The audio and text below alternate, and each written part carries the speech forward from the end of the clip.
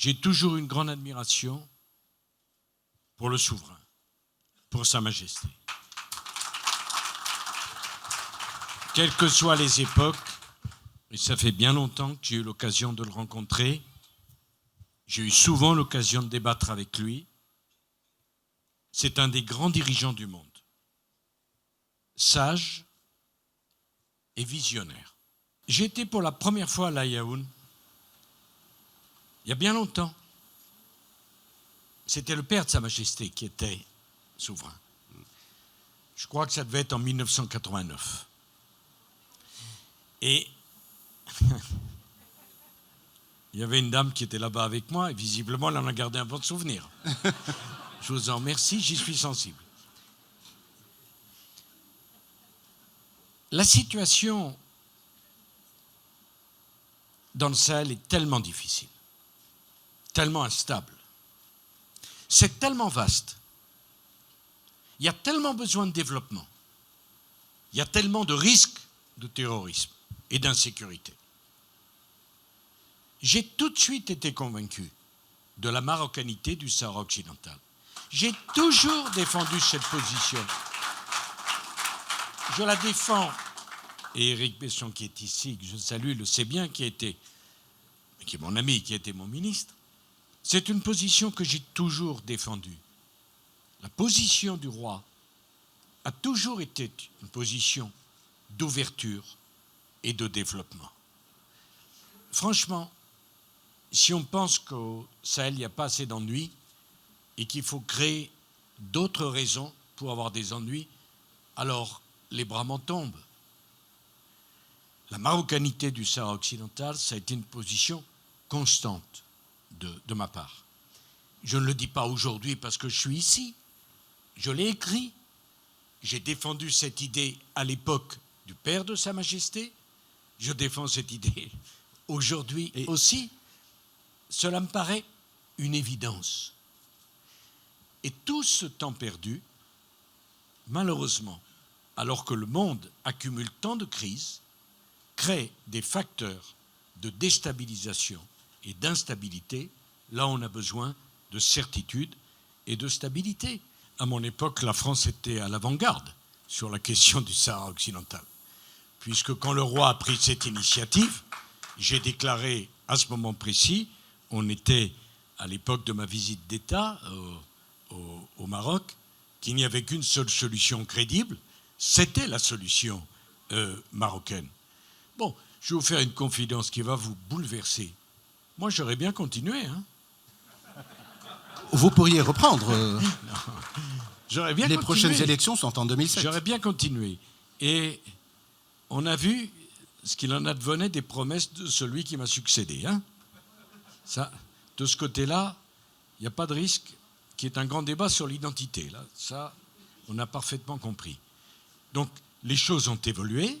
Nous étions en avance et je souhaite que, à l'image de ce qu'ont fait les États-Unis, l'Europe progresse vers cette évidence vers laquelle tout le monde finira par arriver. Mais la question, est-ce qu'on peut y arriver à l'heure et pas en retard? Je n'ai pas de doute sur le point d'arriver. Je dis simplement que quand on est deux pays frères, parce que pour moi, vous savez, au-delà des contingences, des problèmes, des malentendus, il y a un amour exceptionnel entre le Maroc et la France. Tous les Français qui vivent au Maroc, tous les étudiants marocains qui étudient en France sur ce qu'on a fait en Libye. Il faut de temps en temps remettre les points sur les i. D'abord, nous avions un mandat des Nations Unies. On avait un mandat des Nations Unies. Quand les Américains sont intervenus en Irak, il n'y avait pas de mandat. Non, mais c'est différent. C'est pas tout à fait la même chose. La Ligue arabe était avec nous. Et dans la coalition, des pays arabes étaient dans la coalition. C'est ça la réalité. Et nous sommes intervenus quand Kadhafi a dit « Je ferai couler des rivières de sang à Benghazi ». Parce qu'il envoyait l'aviation. Donc c'était une opération internationale avec des pays arabes, avec le soutien de la Ligue arabe. On me dit que l'immigration a commencé parce que Kadhafi n'est pas là. Alors parce qu'on comptait sur Kadhafi pour protéger l'Europe de l'immigration clandestine? Ben, c'est une drôle de conception des choses. L'arrivée dans la Corne de l'Afrique des premiers hominidés, nous n'avons été 8 milliards. À la fin du siècle, dans 30 ans, on sera 9. À la fin du siècle, on sera 11 milliards. Ça, c'est la dérégulation. L'Afrique, 1,2 milliard. Dans 30 ans, 2,5 milliards.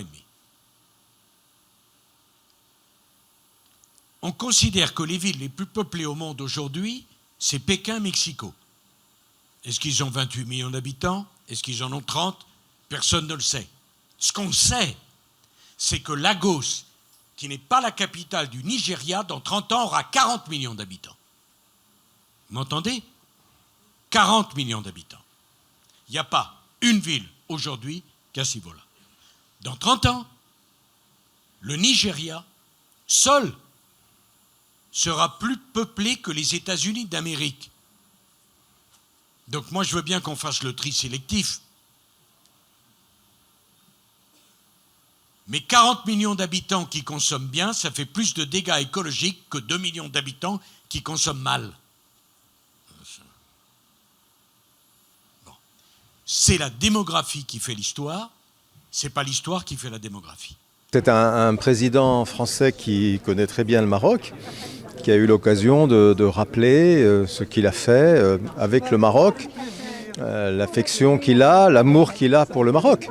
Et c'est un très beau témoignage d'une relation ancienne qui dure depuis beaucoup de présidents et qui se poursuit aujourd'hui, j'en suis sûr, comme il l'a dit d'ailleurs, avec le président Emmanuel Macron. Sarkozy a fait un tabac. Il a fait un tabac parce qu'il a su parler avec le cœur du Maroc. Et on a l'impression, quand on l'entend et on ferme les yeux, que c'est un Marocain qui parle aux Marocains. Et puis surtout, cet amour qu'il porte à notre roi et à notre pays, et à l'unité de notre pays, il a encore grandi dans les yeux de tout le monde. Donc c'est un vrai bonheur de pouvoir l'écouter. Quel bonheur de voir cet homme qui manie bien la rhétorique. Donc c'est vraiment un plaisir. C'est pas le cas de tout le monde. Mais moi, je suis capable de faire changer ça, parce que quand j'arrive au Maroc, il pleut. Alors,